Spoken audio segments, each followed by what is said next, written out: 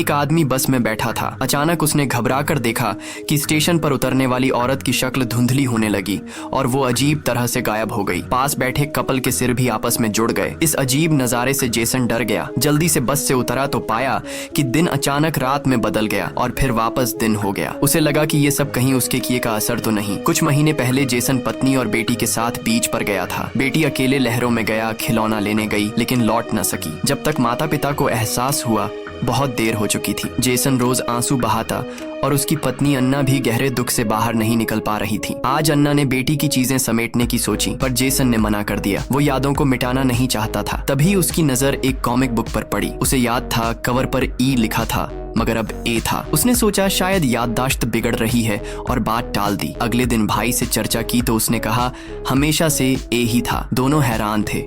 अपनी बात साबित करने जेसन ने इंटरनेट पर खोज की और पाया कि बहुत से लोग ऐसे अनुभव से गुजरे हैं।